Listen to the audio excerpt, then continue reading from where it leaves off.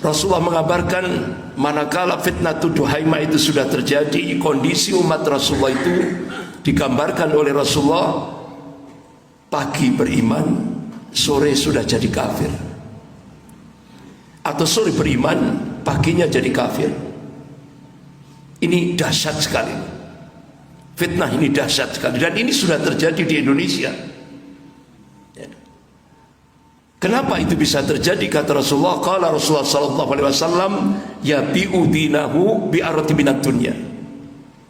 Dia jual agamanya dengan harga dunia.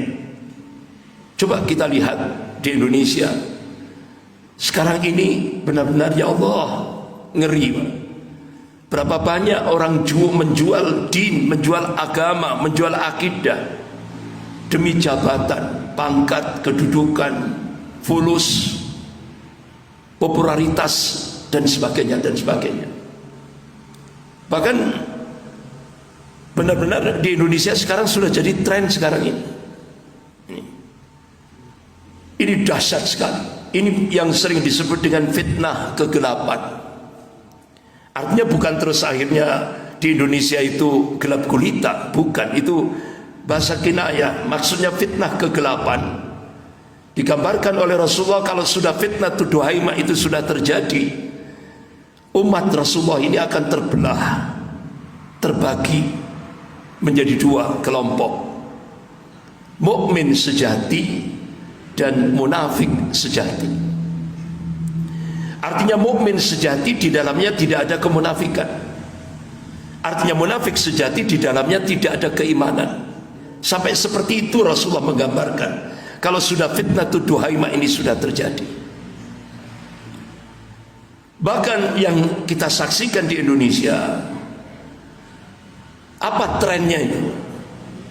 Sekarang di Indonesia ini berbondong-bondong ingin jadi munafik, antri.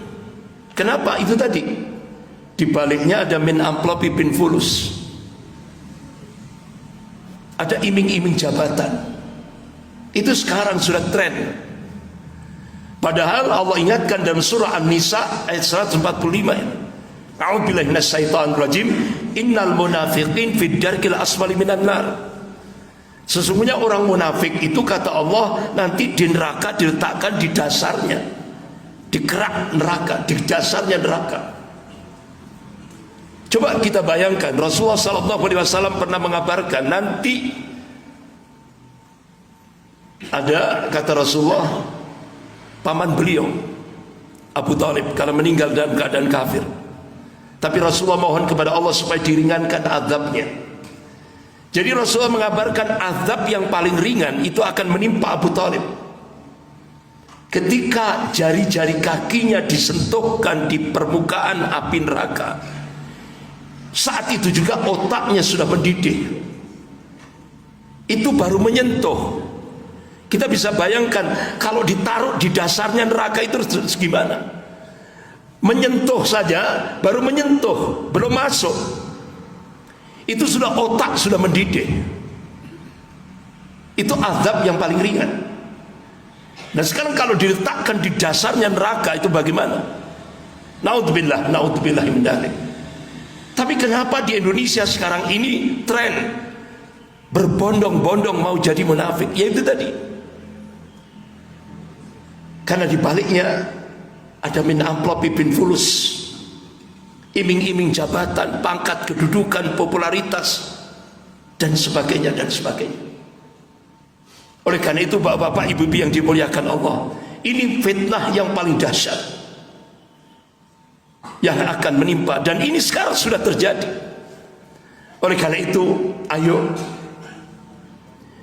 apalagi pada saat kita sholat malam, pada saat sujud akhir, selesai kita baca tasbih, jangan lupakan 3 doa. Allahumma inni as'alukal husnal khatimah. Ya Allah, berilah aku akhir yang husnul khatimah. Allahumma arzuqni taubatan nasuha qabla al-maut.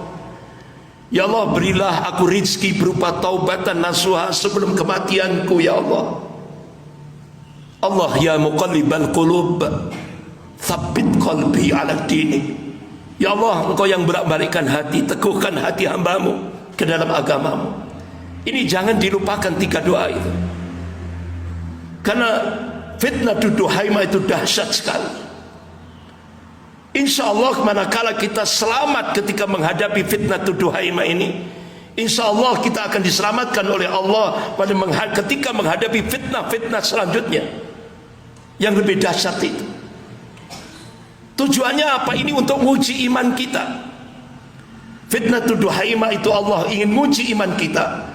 Bahkan sampai puncaknya nanti fitnah yang paling besar, bahkan dikabarkan oleh Rasulullah itu bencana terbesar di muka bumi ini, yaitu ketika Allah memunculkan, yaitu fitnah Al-Masihid Dajjal. Bapak-bapak, ibu-ibu yang dimuliakan Allah, apa bahasa sekarang ini di Indonesia itu era politik post-truth.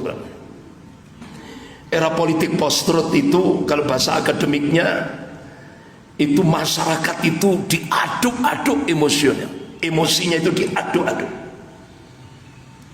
Jadi era politik post-truth itu digambarkan oleh Rasulullah sallallahu alaihi wasallam.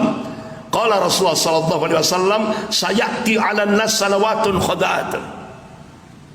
Digambarkan oleh Rasulullah itu tahun-tahun yang penuh tipu daya, tahun-tahun yang penuh penipuan,